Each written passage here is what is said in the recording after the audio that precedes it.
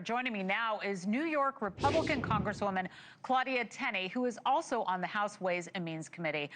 Representative Claudia Tenney, thank you very much for being here today. We appreciate you.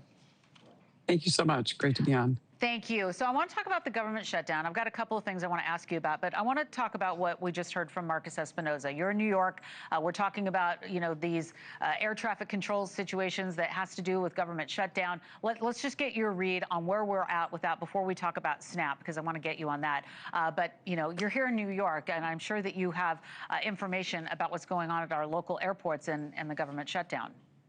Yeah, look, of course, this could all be stopped if the Democrats would just vote to fund their era levels of funding. These are all Biden-era COVID levels of funding that have been continued, but Biden got hammered by the far left and threatened back in, or I mean, not Biden, excuse me, Schumer got hammered in the spring, and now he's afraid to take that leap of faith, and we're looking at a Mamdani election on Tuesday.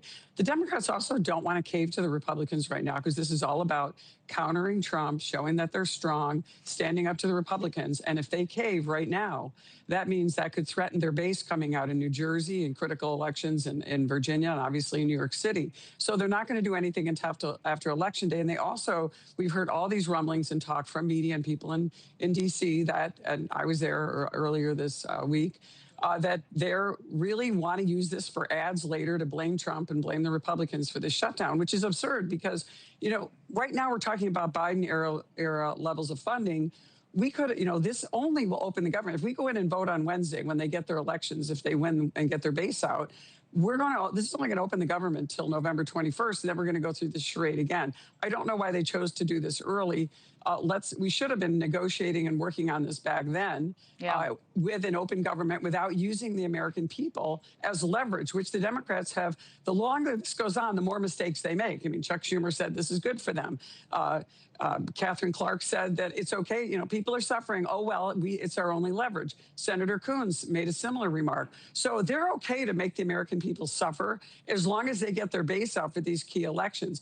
And really no one is countering that. They're admitting that. And they're just saying, oh, well, we can't vote for the Republicans' CR. This is not our continuing resolution. This is their funding levels. We're just trying to get there so that we can get the appropriations done. Okay. And remember something really important.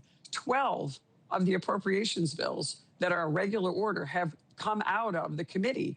3 have passed on the floor. So we could have gotten those bills passed and negotiated right now and could have next year's funding levels done and make sure that we protect our military and all these people that are lying in the wake of the Democrats' charade. Well, listen, let's talk about also what's happening with everybody that is going hungry.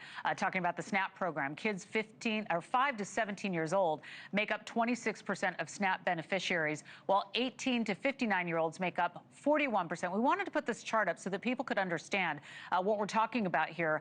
Meanwhile, California, New York, Texas, and Florida are some of the states with the most SNAP recipients as of last year. And New York was put under a state of emergency to allocate funds for nearly 3 million New Yorkers who rely on SNAP for their food. So when we're talking about the loss of food assistance benefits for millions of Americans, you're talking about what it'll take to eventually reopen the government using people as leverage. Does that fall into this category for you?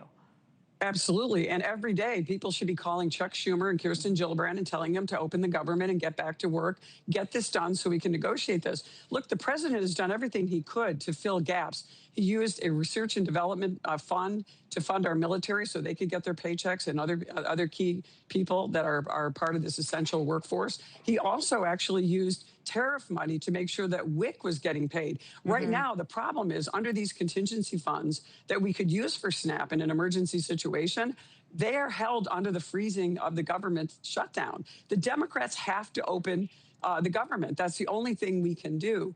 And I think if they would, only go to back to D.C., the Senate Democrats vote for this, President Trump would sign this contingency budget into law, and we get back and make sure that we're making this happen. Remember, though, a lot of fraud, abuse, and waste is continuing on this side. And I hear from people every day, but you know what? Even my constituents who are struggling with SNAP, they're blaming Chuck Schumer. They're blaming the Democrats in the Senate right now. So it's not like, I don't think this is helping the Democrats.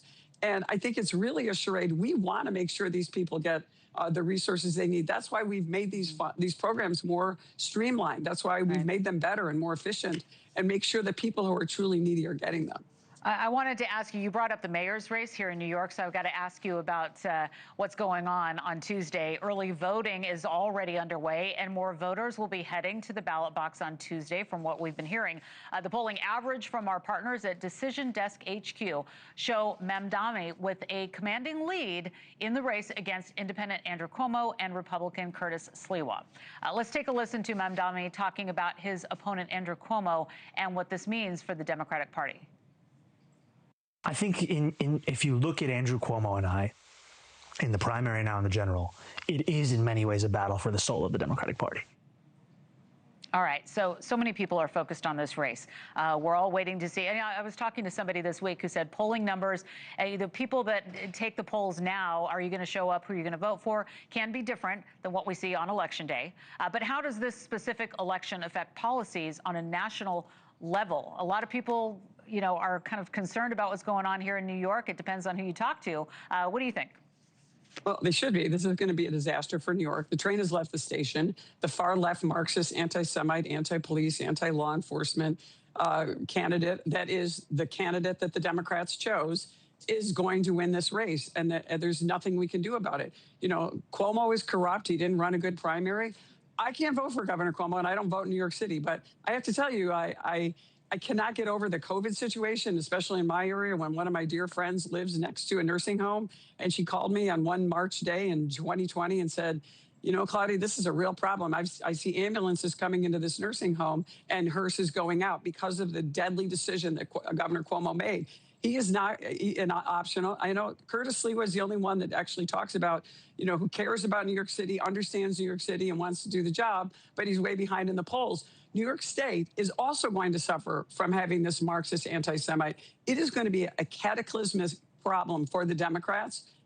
They are going to have to own this, and they're going to have to make excuses for him. And sadly, look at all the Democrats who have endorsed him. The governor of the state of New York has stood in a rally with Tax the Rich and tried to blame it on the Buffalo Bills. They're chanting, let's go Bills. No, they're chanting, destroy the state of New York, including New York City, and taking us all down with it. I think, again, it's a tragic situation, but I don't think there's any stopping this guy. Lack of critical thinking, lack of resources. It's not a grassroots effort. It's an outside engineered campaign by Marxists and Linda Sarsour and George Soros to bring this brand of Marxism into New York City. And the Democrats didn't stand up to these people. Chuck Schumer didn't stand up to him. Kathy Hochul's not standing up to him. Hakeem Jeffries endorsed him. Where are the leaders of the Democratic Party standing up to this? These people should be standing up and against this guy, but they're not. We're going to see what happens on Tuesday, and I'm a part of our team coverage here at News Nation. In fact, I've just learned I'm going to be at his headquarters. So I look forward to doing the reporting there. It's going to be a very big night, as you said. New York Representative Claudia Tenney, really appreciate you and going over all those subject matters. Thank you very much.